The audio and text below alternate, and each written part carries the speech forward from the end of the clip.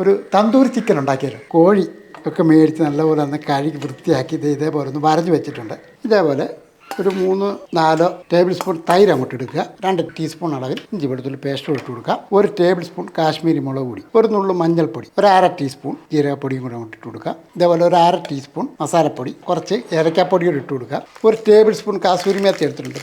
ഒന്ന് പിച്ചി കീറി അങ്ങോട്ട് ഇട്ടാലും മതി. ആ ചിക്കന് ആവശ്യമുള്ള ഉപ്പൊടിയും കൂടി ഇട്ട് കൊടുക്കുക. കുറച്ച് ഓയിൽ അങ്ങോട്ട് ഒഴിച്ച് കൊടുക്കുക.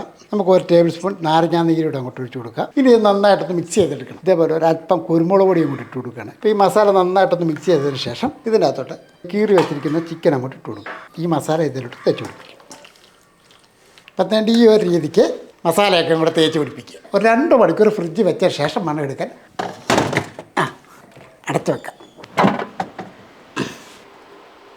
ഇനി നമുക്കത് റെഡിയാക്കുന്ന ഐറ്റം കൂടെ എടുക്കണ്ടേ. വലിയതാ സാധനം. അപ്പോൾ ഇതൊരു ട്രേ ഉണ്ട്. ആ ട്രേക്കകത്തോട്ട് ഈ മസാല തേച്ച് വെച്ചിരിക്കുന്ന കൈ ട്രേക്കകത്തോട്ട് ഇത് നമുക്ക് ഈ ട്രേ അങ്ങോട്ട് അടച്ചു പോകും. ഇതിപ്പോൾ 200 ഡിഗ്രി വെച്ചിട്ടുണ്ട്. ഒരു ഭാഗം ഒന്ന് റെഡിയാക്കാൻ ഏകദേശം ഒരു 15 മിനിറ്റ് വെച്ചാൽ മതി എന്നാണ് പറഞ്ഞത്. ഒരു 15 മിനിറ്റ് കഴിഞ്ഞ ശേഷം വേണം തുറന്ന് നോക്കണം. നല്ല കറക്റ്റായിട്ട് റെഡി ആയിട്ടുണ്ട്. ഇതിപ്പോൾ ഒരു ഭാഗമേ റെഡി ആയിട്ടുള്ളൂ.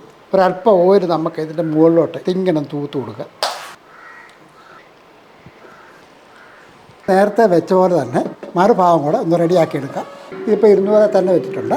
അപ്പോൾ 30 മിനിറ്റാണ് ടോട്ടൽ നമ്മൾ സമയം എടുത്തിരിക്കുന്നത്. ഇപ്പോൾ 15 മിനിറ്റോടെ ആയിട്ടുണ്ട്.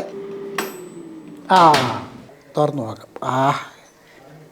ഇത് കറക്റ്റ് അല്ല, അടിപൊളിയായിട്ട് കിട്ടിയല്ലോ. 2 ഭാഗം നല്ല ക്ലിയറായിട്ട് അത് റെഡി ആയിട്ടുണ്ട്. അപ്പോൾ തന്തൂരി ചിക്കൻ ഈസി ആയിട്ട് നമുക്ക് വീട്ടിൽ തന്നെ ചെയ്തെടുക്കാം. നല്ല ടേസ്റ്റ് ആട്ടോ. ഞാൻ കഴിച്ചു നോക്കി, എനിക്കത് വളരെ ഇഷ്ടപ്പെട്ടു. നല്ല ടേസ്റ്റ്.